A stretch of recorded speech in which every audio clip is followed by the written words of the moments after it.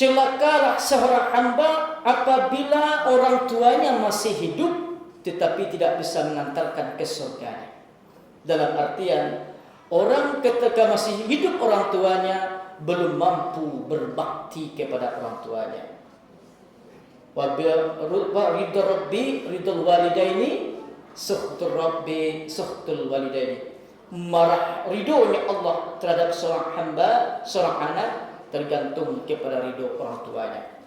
Marahnya Allah kepada seorang hamba, seorang umat, seorang anak tergantung kepada marah orang tua kita. Maka kesempatan bagi kita untuk selagi masih hidup, yuk kita fasilitasi. Banyak sekarang ini tidak salah dalam hadis Rasulullah, salah satu ciri-ciri akhir zaman itu kata Rasulullah, seorang budak melahirkan majikannya. Ciri-ciri akhir zaman kata Rasulullah, akan datang suatu masa, suatu zaman di mana seorang budak melahirkan majikannya. Apa maksud hadis ini? Ternyata seorang orang tua dijadikan budak oleh anaknya sendiri. Orang tuanya menjadi pembantunya, sementara majikannya adalah anak kandungnya sendiri. Inilah maksudnya seorang budak melahirkan majikannya. Ini sudah banyak kita lihat di tengah masyarakat. Orang tuanya sudah jompo, tidak bisa lagi berusaha, tentu tinggallah sama anaknya. Seharusnya orang anak yang berbakti kepada orang tuanya. Ibu, dulu ketika ibu masih melahirkan kami, ketika ibu dulu mengasuh kami, ketika ibu dulu memberikan kasih sayang kepada kami, banyak tinggal ibadah, banyak terlewati ibadah yang seharusnya ibu lakukan. Dulu tidak sempat ibu berpuasa gara-gara kami. Dulu ibu tidak sempat pergi menghadiri majelis taklim, perwiritan juga gara-gara kami, karena kami masih kecil. Dulu sempat ibu meninggalkan sholat ibu juga gara-gara kami. Sekarang saatnya ibu picu ibadah ibu. Kami akan fasilitasi ibu. Apa mau ibu? Mau kemana? Kalau ada uang, kalaupun tidak bisa kita hajikan, kita umrohkan dia. Sudah saatnya mereka menikmati amal ibadah di akhir hayatnya. Ini kadang-kadang luar biasa, sangat menyedihkan. Ada beberapa orang tua, nenek-nenek yang curhat kepada kami. Ustaz, kita mau beribadah, bagaimana bisa beribadah Ustaz? Apa anaknya, cucu aku dititipkan kepada aku untuk mengasuhnya. Kapan lagi aku mau beribadah? Bagaimana aku mau sholat duha sementara cucuku ditinggalkan kepada aku? Orang tuanya sibuk bekerja.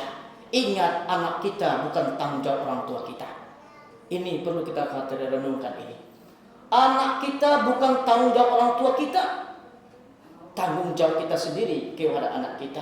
Kalaupun orang tua kita, nenek kepada cucu, kakek kepada cucu, untuk pendekatan secara emosional, untuk mengisi waktu kosongnya bersama cucu, itu bagus. Pendekatan secara emosional. Tapi kalau namanya nenek terganggu ibadahnya gara-gara cucunya, ini termasuk durhaka seorang anak kepada orang tuanya. Bukan tanggung jawab neneknya untuk mengasuh cucunya. Inilah yang banyak orang bercerita kepada Ustaz, bagaimana Ustaz? Ibu kan orang tua. Seharusnya ibu menghandle bagaimana memberikan tantangan atau memberikan masukan kepada anak kita ibu. Ketika anak itu cucu ibu, bukan tanggung jawab ibu. Apa kata nenek? Nggak bisa kita memberikan masukan Ustaz. Kenapa? Karena kami tinggal sama anak. Kami tidak bisa berbuat apa-apa. Sempat kami nanti bicara ini, justru kami yang kena marah. Ujung-ujungnya nanti kami tidak disapa, makan-makan sendiri, mau tidur-tidur sendiri. Tidak ada lagi bagus komunikasinya. Ini yang ditanggung oleh orang tua sama sekarang ini. Budak melahirkan seorang majikannya. Ini yang merenungkan kita akhir ayat ini. Yang ketiga,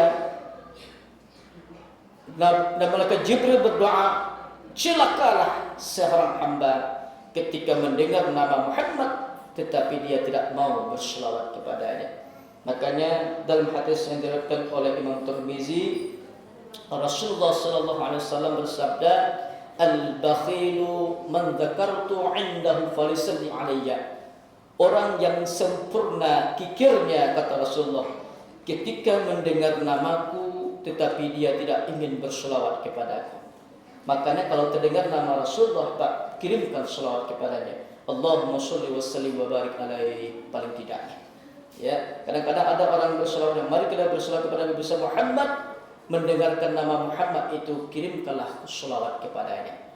Kalau tidak kita disebut dengan bakhil, kata Rasulullah sallallahu alaihi wasallam. Maka dari itu dapat kita ambil kesimpulan dalam tausiah singkat kita kali ini, menyikapi tentang doa malaikat Jibril ini yang diaminkan oleh Rasulullah sallallahu alaihi wasallam. Yang pertama, ketika Jibril berdoa, celakalah seorang hamba apabila Ramadan di hadapannya namun tidak mendapatkan ampunan dari Allah Subhanahu wa taala. Ini orang yang tidak memaksimalkan ibadahnya di bulan Ramadan.